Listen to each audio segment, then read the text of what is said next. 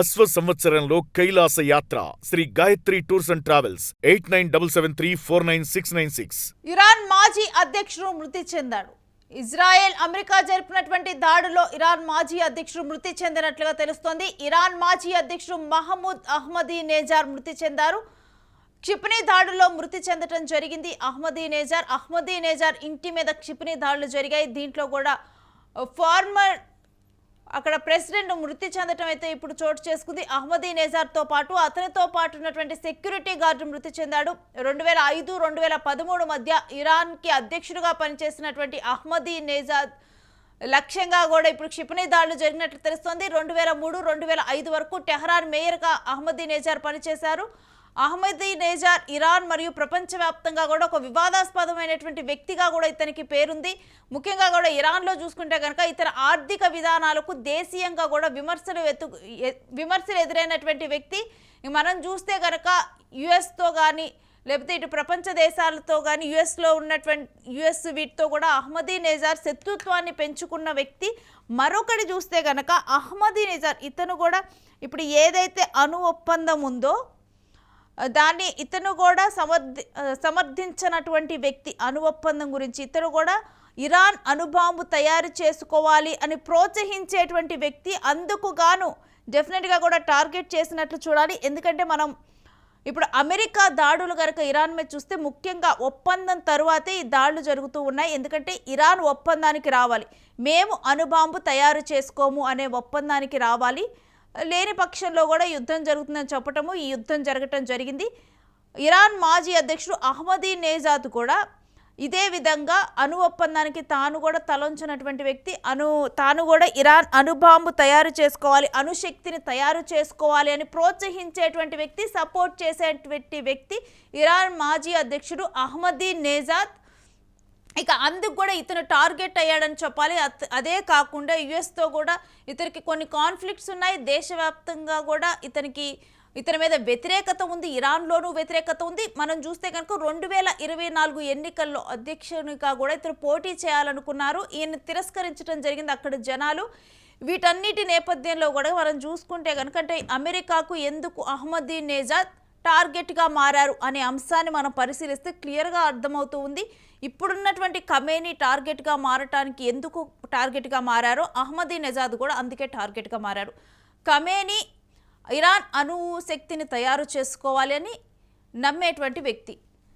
ఒకవేళ ఖమేనీ చనిపోయిన తరువాత ఖమేనీ స్థానంలో డెఫినెట్గా కూడా ఇప్పుడు మాజీ అధ్యక్షుడు అహ్మదీనేజాద్ వస్తారు. అతను కూడా అణుశక్తిని ప్రోత్సహించేటువంటి వ్యక్తి కాబట్టి అది ప్రాబ్లంగా మారుతుంది అమెరికాకి. ఇతను కూడా ఒక స్ట్రాంగ్ అండ్ వివాదాస్పదమైనటువంటి వ్యక్తి. అందుకని అహ్మదీనేజాద్ను కూడా మట్టు పెట్టినట్లుగా కూడా ఇప్పుడు సమాచారం అందుతోంది.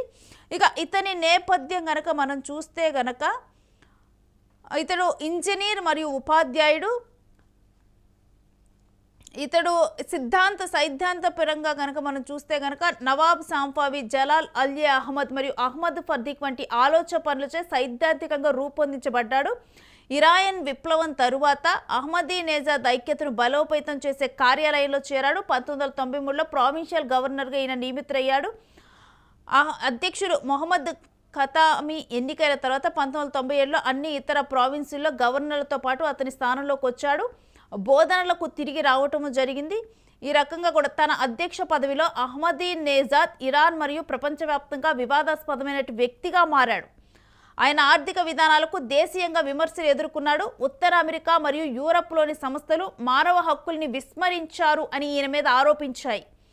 ఇరాన్ వెలుపల Israel, Saudi Arabia, United Kingdom మరియు యునైటెడ్ స్టేట్స్ వంటి ఇతర పాశ్చాత్య మరియు అరబ్ రాష్ట్రాలతో సహా ఇతర దేశాల పట్ల ఆయన శత్రుత్వం కారణంగా ఆయన విమర్శలు ఎదుర్కొన్నాడు. నిజం చెప్పాలంటే ఖమేనీ కన్నా కానీ ఇతడు ఎక్కువగా కూడా ఇంకా కూడా విమర్శలు ఎదుర్కొన్నటువంటి వ్యక్తిగా చూడొచ్చు. 2007లో అహ్మదీనేజాద్ దేశం యొక్క ఇంధన వినియోగాన్ని తగ్గించడానికి, ప్రైవేటు మరియు ప్రభుత్వ బ్యాంకింగ్ సౌకర్యాలు వసూలు చేయగలిగినటువంటి వడ్డీ రేట్లు తగ్గించడానికి గ్యాసోలిన్ రేషన్ ప్రణాళికను ప్రవేశపెట్టారు. ఆయన ఇరాన్ అణు కార్యక్రమానికి మద్దతు ఇచ్చేటువంటి వ్యక్తి. 2009లో రెండోసారి ఆయన ఎన్నిక విస్తృతంగా వివాదాస్పదమైంది. దేశీయంగా విస్తృత నిరసనలు పాశ్చాత్య దేశాల నుంచి విమర్శలకు దారితీసింది. ఆ సమయంలో తన రెండవ పదవీ కాలంలో అహ్మదీ నెజాద్ పార్లమెంటు, రివల్యూషనరీ గార్డ్లోని సంస్కరణలు, ఇతర సాంప్రదాయవాదులతో, సుప్రీం లీడర్ అలీ ఖమేనీతో, నిఘా మంత్రి గోలం మొహసేని ఏజీని తొలగించడం మరియు అతని వివాదాస్పద సన్నిహిత సలహాదారుడు ఎస్ఫాండియర్ రహీం ముషాయికి మద్దతు ఇవ్వడంపై అధికార పోరాటానికి ఎదుర్కొన్నటువంటి వ్యక్తి ఇతడు. ఇక స్టార్టింగ్ నుంచి కూడా తాను వివాదాల్లోనే ఉన్నటువంటి వ్యక్తి. అమెరికాతో కూడా వివాదాలు ఎక్కువగా ఉన్నాయి. చుట్టూ ఉన్నటువంటి దేశాలతో కానీ, అక్కడ ఉన్నటువంటి అరబ్ కంట్రీస్తో కానీ అహ్మదీ నెజాద్కి ఎక్కువగా కూడా వివాదాల్లో ముడిపడి ఉన్నాడు. ఇక దీంట్లో కూడా అహ్మదీ నెజాద్ ఇంటి మీద దాడి జరిగింది. ఇతని ఇల్లు కూడా టెహ్రాన్లో ఉంటుంది. టెహ్రాన్లో ఉన్నటువంటి ఇంటి మీద దాడి జరపడం, అదే సమయంలో ఇతనికి సెక్యూరిటీగా ఉన్నటువంటి సెక్యూరిటీ గార్డ్స్ కూడా దీంట్లో మరణించడం జరిగింది. ఇక ఇరాన్ మాజీ అధ్యక్షుడు అహ్మదీ నెజాద్ చనిపోవటం ఇప్పుడు సంచలనంగా మారింది. ముందు ఖమేనీ చనిపోయినటువంటి విషయం, తర్వాత వాళ్ళ ఇంటి సభ్యులు చనిపోయినటువంటి విషయం కూడా బయటకు వచ్చింది.